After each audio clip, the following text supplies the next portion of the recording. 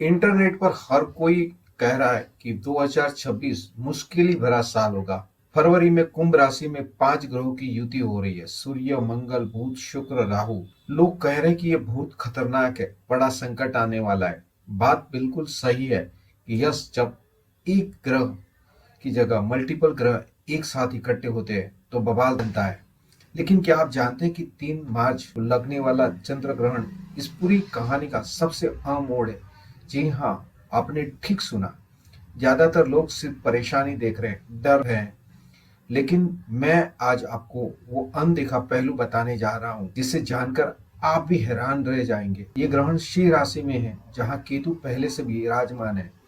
और ठीक उसी वक्त ग्रहण के दिन शुक्रदेव कुंभ राशि छोड़कर मीन राशि में अपने मित्र शनि के पास जा रहे हैं। ये छोटा सा बदलाव ब्रह्मांडी ऊर्जा के पूरे प्रवाह को बदल देने वाला है। जो लोग सोच रहे हैं कि सिर्फ डरना है, ग्रहण से बचना है, वो इस ग्रहण की असली शक्ति को शायद मिस कर देंगे। लेकिन आप उन लोगों में से नहीं हैं, क्योंकि आज मैं आपको वो रणनीति बताने वाला हूँ जिससे आप न सिर्फ इस ग्रहण के नकारात्मक प्रभाव से बचेंगे, लेकिन इससे अपने जीवन में सकारात्मक बदलाव की सीढ़ी बना सकते हैं। ये सिर्फ एक भविष्यवाणी नहीं है, बल्कि एक वैज्ञानिक, ज्योतिषीय और आध्यात्मिक सच्चाई है। अगर आप तैयार है इस रहस्य को जानने के लिए, तो ये वीडियो को आप कंटिन्यू करें, क्योंकि आगे मैं आपको हर राशि के लिए विस्तृत प्रभाव, शुद्ध काल के नियम और सबसे महत्वपूर्ण वो सरल उपाय बताने वाला हूँ, जो आपकी जिंदगी इस ग्रहण के टाइम पे उपाय करने से बदल सकती है। नमस्ते मेरे प्यारे दोस्तों, मैं हूँ धर्मेंद्र सोरठिया और आपका स्वागत है इंडियन वैदिक नॉलेज की इस चैनल में। मैं एक कॉस्मिक रिसर्चर और होलिस्टिक ट्रांसफॉर्मेशन कोच। पिछले 4 दशक से मैं ग्रहों, नक्षत्रों की चाल और उसके हमारे जीवन पर पड़ने वाले गहरे प्रभाव का अध्ययन कर रहा हूँ। मैंने कई लोगों को उनकी कुंडली और ग्रहों की स्थिति के आधार पर जीवन चुनौतियों से पार पाने में मदद की है। आज हम बात करने वाले हैं 3 मार्च 2026 के चंद्र ग्रहण। ये कोई नॉर्मल साधारण ग्रहण नहीं है, एक ऐसा खगोलीय क्षण है जो 2026 की पूरी ऊर्जा को परिभाषित करेगा। आपने शायद अपने आसपास या सोशल मीडिया पर बहुत कुछ सुना होगा। कई लोग डरा रहे हैं, अफवाह भी फैला रहे हैं, आधा अधूरा सच बता रहे, लेकिन मैं आपको बिना किसी डर के पूरी सच्चाई बताऊंगा। साथ ही ये भी बताऊंगा कि कैसे आप ग्रहण की ऊर्जा को अपने पक्ष में कर सकते हैं। तो चलिए बिना देर किए सबसे पहले समझते हैं कि 3 मार्च 2026 को लगने वाला ये चंद्र ग्रहण इतना खास क्यों बना हुआ है। दोस्तों, इस ग्रहण को समझने के लिए हमें 23 फरवरी 2026 से शुरुआत करनी होगी, क्योंकि 17 तारीख को हमने सूर्य ग्रहण को देखा हुआ है और उसके बाद में 23 तारीख से उसी दिन कुंभ राशि में एक दुर्लभ संयोग बन रहा है। 5 ग्रह की युति, सूर्य, मंगल, बुध, शुक्र और राहु, ये 5 ग्रहों कुंभ राशि में एक साथ आ रहे हैं। आमतौर पर 2-3 ग्रहों की युति बड़े बदलाव लाती है, और यहाँ तो 5-5 ग्रहों की युति हो रही है। अब समझिए इनकी तीव्रता। सूर्य आत्मा, अहंकार, नेतृत्व का प्रतीक है और ये अग्नि तत्व को रिप्रेजेंट करता है। मंगल ऊर्जा, साहस, आक्रमण को दर्शाता है और ये भी अग्नि तत्व है। जबकि राहु जो है वो वायु एलिमेंट है, वो ये भ्रम, अतिवाद, अचानक घटना, ये छाया ग्रह है, ये विस्फोटक ऊर्जा रिप्रेजेंट करता है। और जब ये तीनों एक साथ आते हैं तो आग और विस्फोटकता का अद्भुत संगम बनेगा। और उसी में बुध यानी कि व्यापार या बुद्धि और शुक्र सुख, प्रेम, विलासता भी शामिल हो जाएगा। कुंभ राशि वायु तत्व की राशि है। जब अग्नि को वायु मिलती है तो ये आग और भड़कती है, और यही कारण है यह समय सामाजिक स्तर पर बड़े उथल पुथल, सत्ता के परिवर्तन और अचानक घटनाओं का संकेत दे रहे हैं। कहीं आगजनी, फायर के इंसिडेंट भी बनेंगे। लेकिन यहाँ सबसे खास ध्यान देने वाली बात है कि 3 मार्च को चंद्र ग्रहण के दिन ठीक उसी वक्त जब चंद्रमा सिंह राशि में केतु से मिलने वाला है, शुक्रदेव कुंभ राशि को छोड़कर मीन राशि में प्रवेश करने जा रहे हैं। ये कोई साधारण संयोग नहीं है, ये ब्रह्मांड का एक संकेत है। देखिए, राहु केतु की कार्य प्रणाली बहुत अनोखी है। राहु जहाँ होता है वहां से वो ऊर्जा को कैप्चर करता है, केतु जहाँ होता है वहां से ऊर्जा को सोखता है और राहु को देता है। राहु उस ऊर्जा को इस्तेमाल करता है। यहाँ सिंह राशि में केतु के साथ चंद्रमा मिल रहे हैं। चंद्रमा शीतलता देता है, मन को शांति देता है, और केतु इस शीतल ऊर्जा को राहु तक पहुंचाता है, जो कुंभ राशि में सूर्य और मंगल के साथ बैठा है। यानी कि कुंभ राशि में भड़क रही आग पर चंद्रमा की शीतलता छिड़की जा सकती है। और शुक्रदेव मीन राशि में अपने मित्र शनि के पास जा रहे हैं। शनिदेव न्याय, अनुशासन और धैर्य देते हैं। शुक्र सुख और समृद्धि देते हैं, और ये संयोग बताता है कि जो लोग धैर्य रखेंगे, अनुशासन में रहेंगे, उनके लिए सुख के द्वार खुलने वाले हैं। यही वो राज है जो मैं आपको बताना चाहता हूँ। ये ग्रहण संकट लाने के लिए नहीं, संकट को टालने के लिए आ रहा है। ये ग्रहण सिंह राशि के पूर्वा फाल्गुनी नक्षत्र में होने जा रहा है। ये नक्षत्र के देवता है भग का अर्थ है सौभाग्य, ऐश्वर्य और समृद्धि, सुख। पूर्वा फाल्गुनी का स्वामी शुक्र है। और देखिए संयोग, ग्रहण के दिन शुक्र अपनी उच्च राशि मीन में जा रहे हैं, यानी कि जो मुश्किलें आ रही है, आपके सौभाग्य में परिवर्तन हो सकती है, बदल सकती, लेकिन तब जब आप सही समय पर सही कदम उठाए, सही नियम आचरण का पालन करें। जैसे सोना अग्नि में तपकर ही शुद्ध होता है, वैसे ही ग्रहण आपको शुद्ध करने आ रहा है। ये आपके जीवन से अनावश्यक चीजों को हटाने का समय। अब बात करते हैं सबसे प्रैक्टिकल पहलू की, ग्रहण के समय और सूतक काल के नियम की। 3 मार्च 2026 मंगलवार का दिन है। सूरत सिटी के समय अनुसार ये ग्रहण दोपहर 2:16 को शुरू होने जा रहा है। चंद्र ग्रहण शुरू होगा उपछाया दोपहर 2:16। प्रछाया यानी कि उम्रल पहला स्पर्श बनेगा दोपहर 3:21 पे। परम ग्रास यानी कि मैक्सिमम ग्रहण बनेगा, चंद्र ग्रहण बनेगा 5:04 पे शाम को। और खगरास टोटल समाप्त होगा 5:33 और चंद्र ग्रहण की समाप्ति उप छाया से भी होगी शाम 7:52 पे। लेकिन दोस्तों, यहाँ एक बहुत महत्वपूर्ण बात है। भारत में ये ग्रहण दिन के समय में लगने जा रहा है, इसलिए यह ग्रहण दिखाई नहीं देगा, लेकिन इसका प्रभाव उतना ही गहरा रहने वाला है जितना वो रात में होता। अब आइए समझते हैं अलग अलग शहरों में ग्रहण के समय कैसे कैसे चेंज हो गए। पूर्वोत्तर राज्य असम, अरुणाचल, नागालैंड, मणिपुर, मिजोरम, त्रिपुरा, मेघालय, सिक्किम, यहाँ पे ग्रहण की अवधि मैक्सिमम यानी कि 45 मिनट से 1 घंटे तक रहेगी। पूर्ण चंद्र ग्रहण का आंशिक प्रभाव यहाँ पे देखने को मिलेगा। पश्चिम बंगाल, ओडिशा, बिहार, झारखंड, यहाँ पे आंशिक ग्रहण 30 से 40 मिनट तक रहने वाला है। उत्तर प्रदेश, मध्य प्रदेश, दिल्ली, एनसीआर, राजस्थान, हरियाणा, पंजाब, उत्तराखंड, हिमाचल प्रदेश, जम्मू कश्मीर, इन क्षेत्रों में ग्रहण 20 से 25 मिनट का रहेगा, और वो भी आंशिक स्वरूप से। महाराष्ट्र, गुजरात, गोवा, कर्नाटक, तेलंगाना, आंध्र प्रदेश, तमिलनाडु, केरल, इन पश्चिमी और दक्षिणी राज्यों में ग्रहण का प्रभाव सबसे कम रहेगा। महज 10 से 15 मिनट का आंशिक ग्रहण ही देखने को मिलेगा।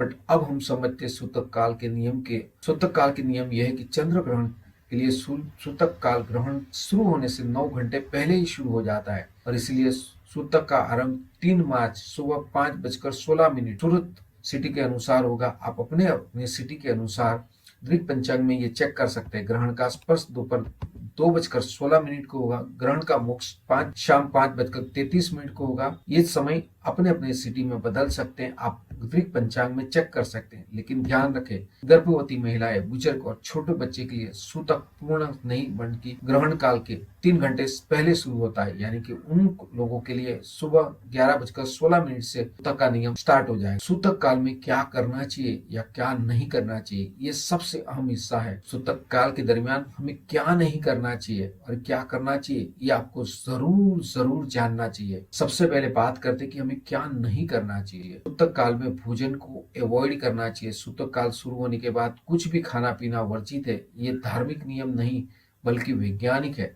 ग्रहण के समय नकारात्मक ऊर्जा बढ़ती है जो भोजन को प्रभावित करती है, इसलिए 9 घंटे पहले कुछ न खाए। अगर स्वास्थ्य के कारण से ये संभव न हो तो फलाहार ले, लेकिन ग्रहण के समय तो कुछ भी नहीं लेना चाहिए, अवॉइड ही करना चाहिए। स्लीप यानी कि सोना नहीं चाहिए। सूतक काल में सोना वर्जित है। इस समय सोने यानी कि स्लीप करने से तामसिक ऊर्जा का संचार होता है। ये समय है जब ध्यान, पढ़ने लिखने का और नई लर्निंग का कोई महत्वपूर्ण निर्णय न ले। ग्रहण काल में मन अस्थिर होता है। इस समय में लिया गया निर्णय गलत साबित हो सकता है। कोई भी नया काम शुरू न करे, कोई भी खरीदारी न करे, झगड़े से बचे। इस समय वातावरण में तनाव बढ़ा रहता है। छोटी छोटी बातों पर गुस्सा आ सकता है। संयम रखे, किसी से भी न उलझे। तीक्ष्ण चीजों का प्रयोग न करे। चाकू, कैंची, सुई जैसी नुकीली चीजों के इस्तेमाल से बचे। ऐसी मान्यता है कि इसका उपयोग करने से अशुभ परिणाम मिलते हैं। और अब हम बात करते हैं क्या करना चाहिए। तो ध्यान और जप, ये समय सबसे शक्तिशाली होता है आध्यात्मिक साधना के लिए।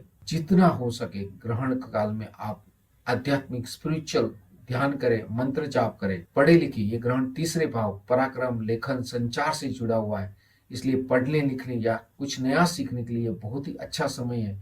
कोई अच्छी किताब पढ़ सकते हैं, खासकर आध्यात्मिक, आप गीता, शिव पुराण ऐसी किताबें पढ़ सकते हैं या देवी भागवत पढ़ सकते हैं। दान करें। ग्रहण के बाद दान का विशेष महत्व है। और अगर आपकी कुंडली में कहीं पे भी सूर्य और चंद्र के साथ राहु या केतु है, या तो आपकी कुंडली में गुरु और बुध साथ में, या शुक्र और सूर्य साथ में, या तो शनि और सूर्य साथ में है, तो आप ये मान के चल सकते हैं उन लोगों की कुंडली में ग्रहण माना जाता है कि जिनकी कुंडली में सूर्य या चंद्र राहु या केतु के साथ होता है, सूर्य और शनि साथ होता है, या आंशिक बुध और गुरु साथ होते हैं। और ऐसे लोगों को अपने वजन के बराबर 7 अनाज को इकट्ठा करके उनका दान करना चाहिए। इसके लिए मैंने एक स्पेशल वीडियो बनाया है, आई बटन में या तो वीडियो के डिस्क्रिप्शन में देख लीजिए कि अगर आपके जन्म चार्ट में बर्थ टाइम पे यानी कि D1 चार्ट में अगर ये कॉम्बिनेशन है, तो आपकी कुंडली में जन्म समय से ही एक ग्रहण लगा हुआ है, जिसे बड़ा पितृदोष माना जाता है। और इसके लिए आपको ग्रहण को एक स्पिरिचुअल रेमेडी के लिए यूज करना है। आप दान कर सकते हैं गेहूं का, चावल का, सफेद वस्त्र का, नारियल का या चांदी का। स्नान करें। ग्रहण समाप्त होने के बाद स्नान अवश्य करें, इससे नकारात्मक ऊर्जा दूर होती है। और हो सके तो आप पानी में गंगा जल नहीं मिलाइए और नमक भी मिलाइए, जो सिंधव नमक है उसको आप डाल सकते हैं। घर की सफाई करें। ग्रहण के बाद घर में गंगा जल छिड़के मंदिर की सफाई करें, घर को सफाई करें। दोस्तों, ग्रहण काल में किया गया मंत्र जाप सामान्य दिनों की तुलना में करोड़ों गुना अधिक फल देता है, इसलिए इस समय का सदुपयोग करें। कौन से मंत्र जपे, कई बार लोगों को ये कंफ्यूजन होता है, तो मैं आपको यहाँ पे 3 विशेष मंत्र के बारे में बताऊंगा। सबसे पहला महामृत्युंजय जप, क्योंकि ये चंद्र ग्रहण हो रहा है और चंद्र को आपको पता है भगवान शिव ने ही शरण दी थी, इसीलिए तो चंद्रमौलेश्वर उन्हें बोला जाता है। ये मंत्र भगवान शिव को समर्पित है। ये रोग शोक भय से मुक्ति दिलाता है। आप मंत्र चांट कर सकते हैं। ओम त्र्यंबकम यजामहे सुगंधिम पुष्टिवर्धनम उर्वारुकमेव बंधुनाम मृत्युम मृक्षिममामृताम। इस मंत्र का जाप आप ग्रहण काल में कंटिन्यूस करें, जितना हो सके उतना ज्यादा करें। यहाँ पे मिनिमम नहीं मैक्सिमम करने की कोशिश करनी चाहिए। आप शिव का पंचाक्षरी मंत्र भी कर सकते हैं। ये बहुत ही सरल और प्रभावी मंत्र है। आप ओम नमः शिवाय या नमः शिवाय मंत्र का चांट कर सकते हैं जितनी बार हो सके। जब से सूतक हो तब से ग्रहण खत्म हो तब तक आप ये करें। अगर आप महामृत्युंजय जाप नहीं जानते हैं तो कम से कम आप ओम नमः शिवाय या नमः शिवाय का जाप जरूर करें। चंद्र को ठीक रखने के लिए, चंद्र देव को प्रसन्न करने के लिए, एनर्जी देने के लिए आप ओम सोमाय नमः मंत्र का जाप भी कर सकते हैं। आप गायत्री मंत्र का चांटिंग कर सकते हैं। सर्वशक्तिशाली गायत्री मंत्र का जाप भी इस समय अत्यंत फलदायी होता है। और ये मंत्र है ओम भूर्भुवस्सुवः तत्सवितुर्वरेण्यं भर्गो देवस्य धीमहि धियो यो नः प्रचोदयात्। मेरी तो आपको सिफारिश है कि आप 23 फरवरी से ही नवग्रह मंत्र का जाप शुरू कर दे। नवग्रह का जो नॉर्मल मंत्र है ये है ओम ब्रह्मा मुरारी त्रिपुरांतकारी भानु शशि भूमो सुतो बुधश्च गुरु च शुक्र शनि राहु केतवः सर्वे ग्रह शांति करा भवन्तु। और ये मंत्र जो है आप कम से कम 11 बार, 21 बार, 51 बार या 108 बार करें। और उसके बाद में नवग्रह कवच जरूर जरूर जरूर करें। जिस दिन से 5 ग्रहों की युति शुरू होती है तब से आपको रोज नवग्रह मंत्र और नवग्रह कवच का चांट करना चाहिए। और प्रतिदिन एटलीस्ट 24 मिनट जो है आपको नमः शिवाय मंत्र का जाप करना चाहिए। और ग्रहण के समय आप इसको जितना ज्यादा कर सकते हैं वो करना चाहिए, क्योंकि ऐसा माना जाता है कि ग्रहण के टाइम पे जो भी आप मंत्र चांट करते हो वो मल्टीप्लाई होता है। अगर आपको संस्कृत के मंत्र नहीं आते, कठिनाई हो रही है, तो आप यूट्यूब पे सूर्य स्वाडकर जी या चालुक्य ब्रदर ऐसे कई एक्सपर्ट है, उनके मंत्र के वीडियो या ऑडियो को सुन सकते हैं। जब आप मंत्र को सुनते हैं वो भी उतना ही प्रभावी रहता है। याद रखें कि मंत्र जाप करते समय आपका ध्यान एकाग्र होना चाहिए। आप जितना एकाग्रचित होकर जाप करेंगे ये उतना ही लाभ देगा। अब हम बात करेंगे कुछ सरल लेकिन बेहद प्रभावी उपायों की, जो इस ग्रहण की नकारात्मक ऊर्जा को कम करके आपको सकारात्मक परिणाम दे सकते हैं। उपाय पहला, चावल और चांदी की पोटली। ये उपाय मैं हर ग्रहण के टाइम बताता हूँ। ये बहुत ही कारगर उपाय है। सफेद कपड़े का एक छोटा सा टुकड़ा लीजिए, उसमें मुट्ठी भर चावल लगाइए। 2 रुपये का सिक्का या चांदी का एक छोटा सा टुकड़ा उसके अंदर आप रख सकते हैं। ग्रहण शुरू होने से पहले आप सूतक का पालन करें। सफेद कपड़े में चावल या चांदी का सिक्का रखकर एक पोटली में उसे बांध दें। इस पोटली को अपने घर के उत्तर पश्चिम कोने यानी कि वायव्य कोण में रख दें।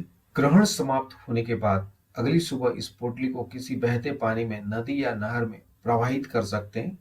या तो किसी जरूरतमंद को दान भी कर सकते हैं। ग्रहण के बाद इसे घर के बाहर किसी साफ स्थान पर रख दें। क्यों करते हैं ये? सफेद रंग और चावल चंद्रमा को प्रतिनिधित्व करते हैं। चांदी भी चंद्रमा से जुड़ी हुई है। उत्तर पश्चिम दिशा चंद्रमा की दिशा है। इस उपाय से आप चंद्रमा की नकारात्मक ऊर्जा को बाहर निकालते हैं और सकारात्मक ऊर्जा को आमंत्रित करते हैं। उपाय 2, तुलसी के पत्ते। ग्रहण काल में भोजन में तुलसी के पत्ते डाल दें। आपके पास जो पीने का पानी है उसी के अंदर भी आप तुलसी के पत्ते डाल दें। आपके घर में जो भी अनाज पड़ा है, फ्रिज है, सब जगह पे आपको तुलसी के पत्ते डालना चाहिए। तुलसी के पत्ते में नकारात्मक ऊर्जा को नष्ट करने की क्षमता होती है। आप डाब, एक प्रकार का घास आता है, ग्रास आता है, उसको भी आप रख सकते हैं। और जो भी अनाज है या तो जो भी खाना है जिसको आप यूज करने वाले हो उसके ऊपर तुलसी या डाब होना चाहिए, ताकि ये नेगेटिव ऊर्जा से बचा के रखेंगे। गंगा जल का छिड़काव और सफाई। ग्रहण समाप्त होने के बाद आप पूरे घर की साफ सफाई करेंगे। आपके घर में जो मंदिर है उसकी साफ सफाई करके गंगा जल से मिले हुए पानी का छिड़काव करेंगे। इससे वातावरण शुद्ध होगा। दीपदान। ग्रहण के बाद आप घर के मंदिर में घी का दीपक जलाएं। अगर संभव हो तो किसी मंदिर में भी जाके आप दीपदान करें। 5वां उपाय, व्रत का पारण। ग्रहण समाप्त होने के बाद, स्नान होने के बाद, मंदिर में दीपदान करने के बाद भोजन करें और आपका भोजन सात्विक होना चाहिए। फल फूल खा सकते हैं तो बेस्ट है, बट आप तामसिक, नॉनवेज, प्याज लहसुन को अवॉइड करें। ये करने से ग्रहण की नकारात्मक ऊर्जा आपको स्पर्श नहीं करेगी और इस अवधि में आप सकारात्मक रूप से मंत्र चांटिंग करके और पुण्य को इकट्ठा करेंगे। अब हम बात करते हैं सबसे प्रतीक्षित हिस्से की, आपकी राशि पर इस ग्रहण का क्या प्रभाव पड़ेगा। मेष यानी कि पहली एरिस राशि। मेष राशि वाले के लिए ये ग्रहण पंचम भाव में हो रहा है। पंचम भाव संतान, शिक्षा, बुद्धि और मनोरंजन का भाव है। क्या हो सकता है, क्या इम्पैक्ट आ सकती है? आपके बच्चे से जुड़े हुए मामले में कुछ उथल पुथल हो सकती है। उनकी सेहत का ध्यान रखना जरूरी है। अगर आप या आपका बच्चा कोई प्रतियोगी परीक्षा की तैयारी करे तो थोड़ा मन विचलित हो सकता है। दोस्तों के साथ या फ्रेंड्स के साथ अनबन हो सकती है। सट्टेबाजी या जुए से दूर रहना चाहिए। ये समय हानि हो सकती है। कुछ सकारात्मक पहलू भी होंगे इस ग्रहण के। ग्रहण के बाद ये परेशानी धीरे धीरे कम होगी। अगर आपने उपाय कर लिए हैं, आपको अपनी अंदर रचनात्मकता में वृद्धि देखने को मिलेगी। अगर आप कला से जुड़े हुए, क्रिएटिविटी से जुड़े तो नई प्रेरणा मिलेगी। स्पेशल उपाय, आप ग्रहण के दिन सफेद चंदन का तिलक लगाएं और ओम नमः शिवाय का कंटिन्यूस चांट करें। वृषभ राशि या टॉरस राशि के लिए ग्रहण चतुर्थ भाव में है। चतुर्थ भाव माता, वाहन, सुख, मकान और मन की शांति का भाव है। इस ग्रहण की क्या इम्पैक्ट हो सकते हैं? चौथा भाव जो माँ का है, उनकी सेहत का विशेष ध्यान रखना चाहिए। इन्हें छोटी मोटी तकलीफ हो सकती है, हेल्थ के इश्यू आ सकते हैं। अगर आप कोई नया मकान या जमीन खरीदने की योजना बना रहे हैं तो ग्रहण के कुछ दिनों तक आपको रुकना होगा। जल्दबाजी में आपको नुकसान हो सकता है। वाहन चलाते समय आपको ध्यान रखना चाहिए, क्योंकि चौथा भाव वाहन का, सुख सामग्री का है। वहां पे एक्सीडेंट की कुछ संभावना बन सकती है। मन में शांति रह सकती है, बेचैनी महसूस हो सकती है। ग्रहण के सकारात्मक पहलू ये है कि ग्रहण के बाद घर में सुख शांति बढ़ेगी। पुराने मकान से जुड़ा हुआ विवाद सुलझ सकता है। माँ के स्वास्थ्य में आप देखोगे कि अच्छा सुधार होगा अगर आपने ग्रहण में मंत्र चांटिंग किया है। ग्रहण के उपाय के लिए आप ग्रहण के दिन माँ दुर्गा के मंत्र का चांट करें, चावल का दान जरूर करें और वाहन की साफ सफाई का विशेष ध्यान रखें। जेमिनी यानी कि मिथुन राशि है। मिथुन राशि वालों के लिए ये ग्रहण तृतीय भाव में पड़ रहा है और तीसरा भाव, तृतीय भाव पराक्रम, छोटे भाई बहन, साहस, लेखन और यात्रा का भाव है। क्या इम्पैक्ट पड़ सकता है? छोटे भाई बहन के साथ किसी बात पर मनमुटाव हो सकता है। आपको धैर्य रखना होगा। छोटी यात्राओं में परेशानियां आ सकती है और अगर संभव हो तो 23 फरवरी से 6 मार्च के बीच आपको अनावश्यक यात्राओं को अवॉइड करना चाहिए। ऑफिस में किसी सहकर्मी से अनबन हो सकती है, डिस्प्यूट हो सकता है। आपके बोलने की अंदाज से किसी को ठेस पहुंच सकती है, हर्ट हो सकती है, इसलिए आपको वाणी पे कंट्रोल रखने की, नियंत्रण रखने की जरूरत है। सकारात्मक पहलू या इम्पैक्ट ये है कि ग्रहण के बाद आपका साहस और पराक्रम बढ़ेगा। लेखन से जुड़े हुए लोगों को सफलता मिलेगी। आपका कोई छूटा हुआ काम जो है वो भी पूरा हो सकता है। उपाय के तौर पर आप भगवान गणेश की उपासना कर सकते हैं। ओम गण गणपते नमः मंत्र का कंटिन्यूस चांट करें। ग्रहण के समय सूतक से पीली वस्तुओं का आप दान करें। कैंसर यानी कि कर्क राशि वालों के लिए ग्रहण तृतीय भाव में है। तृतीय भाव धन, वाणी, परिवार और भोजन का भाव है। ये ग्रहण के क्या इम्पैक्ट आ सकते हैं? परिवार में किसी बात को लेकर तनाव बढ़ सकता है, और विशेषकर धन यानी कि पैसों के मामले में। वाणी पर अगर आप नियंत्रण नहीं रखेंगे तो किसी रिश्तेदार से झगड़ा हो सकता है, क्योंकि दूसरे भाव में ही ये हो रहा है। खान पान में गड़बड़ी से पेट खराब हो सकती है, तो आप बाहर का खाना अवॉइड करें, वासी खाना अवॉइड करें।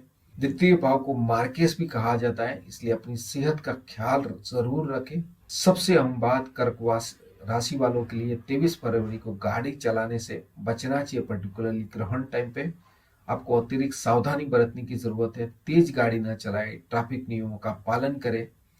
भले ही आप पीछे बैठे हो, आप सीट बेल्ट या हेलमेट जरूर लगाएं। ओवरटेक न करें, रेस न लगाएं। सकारात्मक पहलू ये कि ग्रहण के बाद परिवार में सुख समृद्धि आ सकती है। पैसों से जुड़ी हुई पुरानी समस्या हल हो सकती है।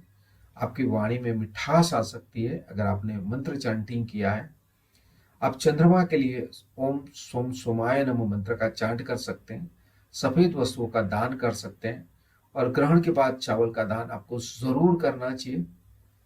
सिंह राशि या लियो राशि, सिंह राशि के लिए यह ग्रहण प्रथम भाव में है, यानी कि आपकी खुद की राशि में है। ये सबसे संवेदनशील स्थिति है। ग्रहण के क्या इम्पैक्ट हो सकते हैं? ये ग्रहण सीधे आपके व्यक्तित्व, आपके शरीर और आपकी छवि को प्रभावित करेगा।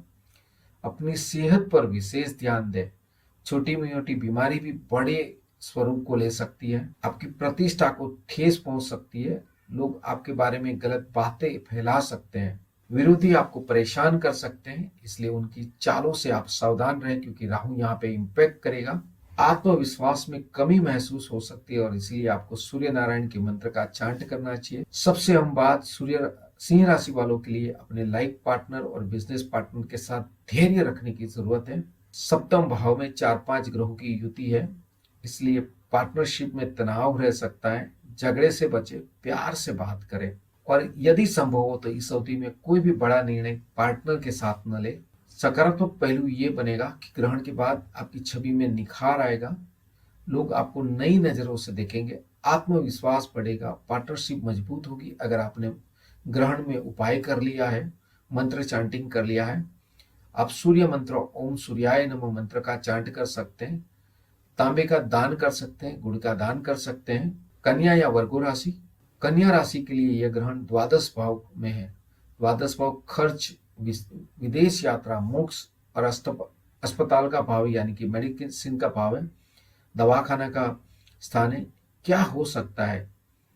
अचानक खर्च बढ़ सकते हैं। बेवजह खर्चों पर आपको नियंत्रण रखना होगा। अगर आपने कोई विदेश यात्रा की प्लानिंग की है तो उसमें बाधा आ सकती है। 23 फरवरी से 6 मार्च के बीच आपको यात्रा से बचने की जरूरत है। पुरानी बीमारी दोबारा दिख सकती है, डॉक्टर की सलाह अवश्य ले। नींद न आने की समस्या हो सकती है, यानी कि एंजाइटी हो सकती है। सकारात्मक पहलू ये है कि अगर आपने उपाय कर लिया तो ये आपके आध्यात्मिक साधना के लिए बहुत ही अच्छा समय है। आप कोई गूढ़ विद्या सीख रहे, अकल्ट साइंस सीख रहे, तो उसमें आपको प्रगति हो सकती है।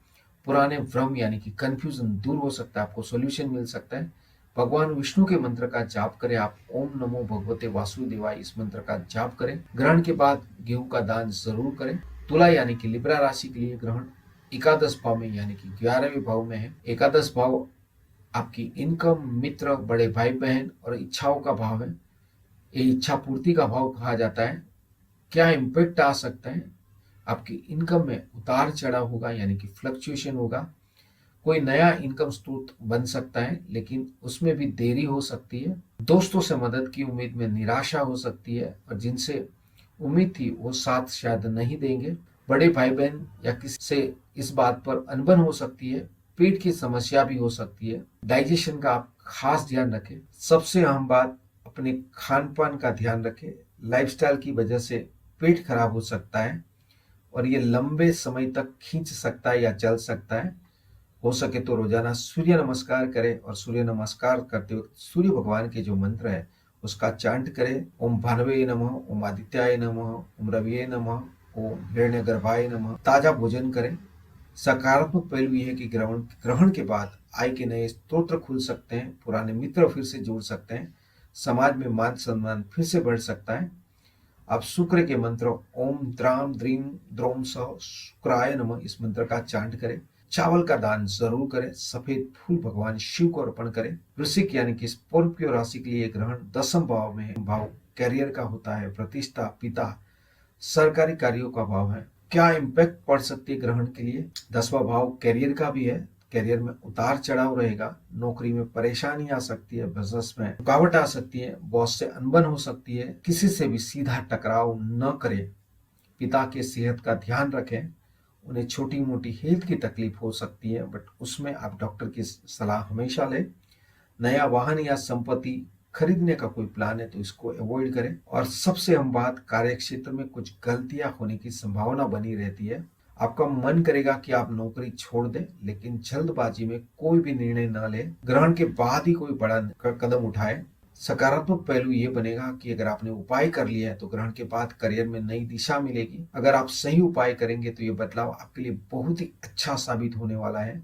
आपके पिता के स्वास्थ्य में भी चमत्कारिक सुधार हो सकता है। उपाय के तौर पर आप शनि के मंत्र ओम शम शनीश्वराय मंत्र का जाप करें। काले तिल का दान करें। लोहे की वस्तुओं का दान करें। धनु राशि यानी कि सेजिटेरियस धनु राशि के लिए एक ग्रहण नवम भाव में है। नवम भाव भाग्य, पिता, गुरु, धर्म और लंबी यात्रा का भाव है। क्या हो सकता है? भाग्य का साथ कुछ दिनों के लिए कम हो जाएगा।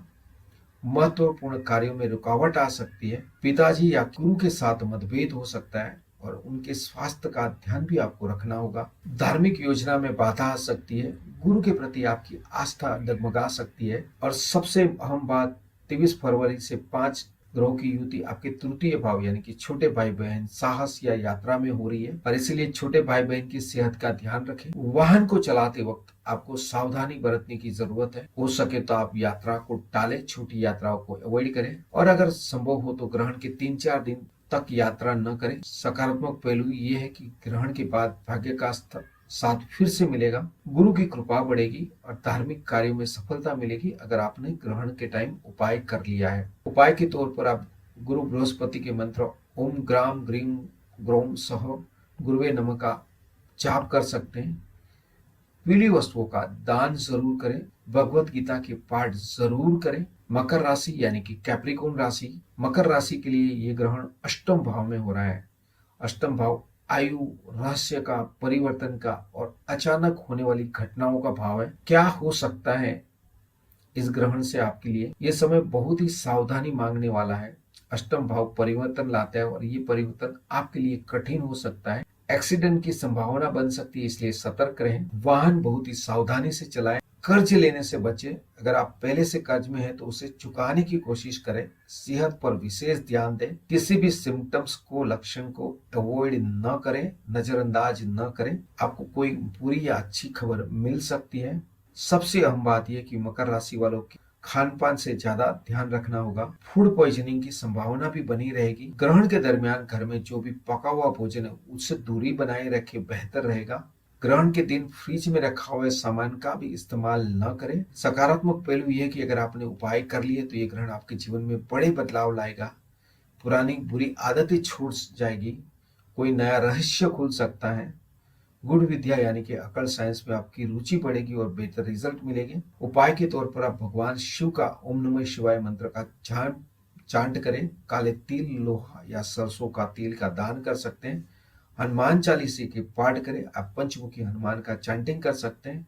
कुंभ एक्वेरियस राशि, कुंभ राशि वालों के लिए ग्रहण सप्तम भाव में है और 5 ग्रहों की युति जो है यही राशि में हो रही है और यही ब्रह्मांडी घटना का केंद्र है। क्या हो सकता है? सप्तम भाव, लाइफ पार्टनर या बिजनेस पार्टनर्स के साथ गलत फहमियां हो सकती है। रिश्तों में तनाव हो सकता है। बिजनेस में आज चाह कर भी राइट डिसीजन नहीं ले पाए, गलत डिसीजन हो सकता है जिसका आपको बाद में पछतावा हो सकता है। आपकी राशि में सूर्य मंगल राहु की युति से शरीर में गर्मी या पित्त का बढ़ावा हो सकता है। एसिडिटी, माइग्रेन की समस्या भी हो सकती है। सिर में चोट लगने की संभावना रहेगी। आपके स्वभाव में चिड़चिड़ापन जो है यानी कि एंजाइटी, इरिटेशन बढ़ सकता है जिससे रिश्ते खराब हो सकते हैं। सबसे अहम बात, पार्टनर के साथ भावनात्मक न हो यानी कि ज्यादा इमोशनल न रहे। तर्क से बात करें। समझौता करने यानी कि कॉम्प्रोमाइज करना सीखे। अपनी साधना बताएं। मैंने जो मंत्र बताए उनका जाप आपके लिए अनिवार्य है। 23 फरवरी से ही साधना को बढ़ा दें। सकारात्मक इम्पैक्ट ये पड़ेगा कि ग्रहण के बाद अगर आपने उपाय कर लिए तो रिश्तों में मिठास आ सकती है। पार्टनर के साथ पुराने विवाद जो है वो सुलझ सकता है। आपकी खुद की सेहत में आपको सुधार देखने को मिलेगा। उपाय के तौर पे आप शनि मंत्र और राहु मंत्र का चांटिंग कर सकते हैं। आप ओम राम राहवे नमः मंत्र का चांट करें, नीले वस्त्र का दान करें, गुड़ और चने का भी आप दान कर सकते हैं। मीन राशि वालों के लिए ये ग्रह षष्ठम भाव में है। षष्ठम भाव रोग, शत्रु, कर्ज और नौकरी का भाव है। ये ग्रहण के क्या इम्पैक्ट हो सकते हैं? षष्ठम भाव जो बीमारी का है, पुरानी बीमारी बढ़ सकती है। अगर आप कोई बीमारी से पीड़ रहे तो उसे आपको नजरअंदाज नहीं करना चाहिए। आपको ग्रहण के बाद कंप्लीट जांच करवानी चाहिए। नए कर्ज लेने से आपको बचना चाहिए। पुराना कर्ज चुकाने की कोशिश करनी चाहिए। ऑफिस में ऑफिस पॉलिटिक्स हो सकता है। प्रतिस्पर्धी आपको नुकसान पहुंचाने की कोशिश कर सकते हैं। आपके दुश्मन सक्रिय हो सकते हैं। उनकी चालों को आपको समझकर सावधान रहने की जरूरत है। सबसे अहम बात, लंबी दूरी की यात्रा से आपको बचना चाहिए। आपको विदेश यात्रा को अवॉइड करना चाहिए। और अगर आप पहले से विदेश है और घर आना चाहते तो ठीक है, बट 23 फरवरी के बाद विदेश जाने का प्लान आप अवॉइड कर सकते कुछ टाइम के लिए।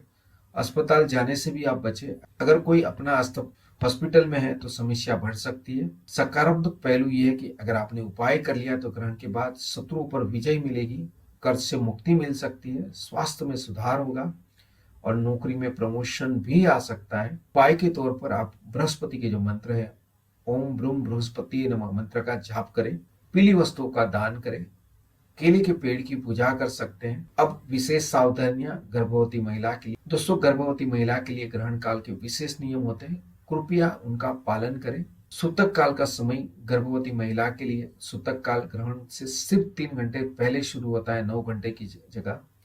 यानी कि 3 मार्च को सुबह 11:16 से सूतक लगेगा। ग्रहण के समय से आप ग्रहण खत्म न हो तब तक घर से बाहर न निकले। विशेषकर ग्रहण काल में तीक्ष्ण चीजें को प्रयोग न करें, जैसे सुई है, धागा है, चाकू है, किस तरीके का इस्तेमाल न करें, क्योंकि ऐसी मान्यता कि इससे बच्चे पर विपरीत असर पड़ सकता है। आराम करें, सोना नहीं है, आप रेस्ट कर सकते हैं।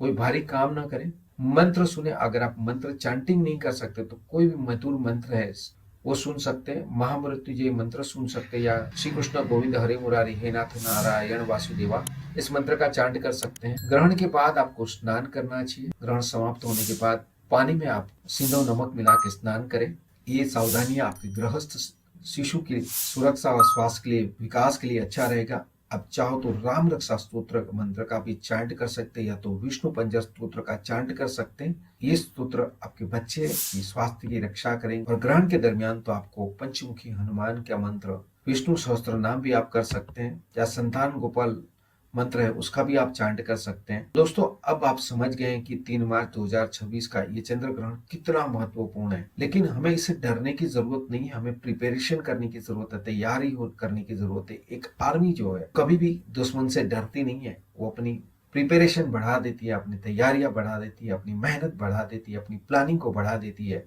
तो जैसे मैंने शुरुआत में कहा था कि जो लोग सिर्फ डर रहे हैं वो इस ग्रहण की असली शक्ति को मिस कर देंगे। ये ग्रहण संकट लाने के लिए नहीं, संकट टालने के लिए है। याद रखें, 23 फरवरी से 5 ग्रहों की युति से उत्पन्न तनाव 3 मार्च के ग्रहण से शांत हो सकता है, अगर आपने प्रॉपरली प्लानिंग के हिसाब से उपाय कर लिए। सिंह राशि में केतु के साथ चंद्रमा का मिलन कुंभ राशि आग पर शीतल बरसाने वाला है। पूर्व फाल्गुनी नक्षत्र का सौभाग्य मुश्किलों को सुख में बदलने वाला है। बस आपको चाहिए कि आप सूतक काल के नियमों का पालन करें। ग्रहण काल में हो सके उतना ज्यादा मंत्र जाप और ध्यान करें, और बताए हुए उपायों का पालन करें, और अपनी राशि के अनुसार सावधानियां बरतें। अगर आप ऐसा करते हैं तो ये ग्रहण आपके जीवन में एक नए अध्याय की शुरुआत करने वाला है। दोस्तों, 19 मार्च से नया संवत्सर शुरू होने वाला है। विक्रम संवत के अनुसार ये रौद्र नामक संवत्सर होगा, और शक संवत के अनुसार ये पराभव संवत्सर होगा। लेकिन कोई चिंता की बात नहीं है, क्योंकि इस संवत्सर का राजा गुरु बृहस्पति खुद है। जब गुरु खुद राजा हो तो बुरा क्या हो सकता है। बट मैंने फिर से बताया, प्रिपरेशन करने की जरूरत है। इस नए साल में क्या होगा, किन राशियों पर क्या प्रभाव पड़ेगा, ये सब मैं अगले वीडियो में विस्तार से बताऊंगा। अगर आपको ये वीडियो इंपॉर्टेंट लगा है, आपको कुछ वैल्यू मिली है, तो इस चैनल को सब्सक्राइब करना न भूले, ताकि आपको नए वीडियो टाइम पे मिले। धन्यवाद।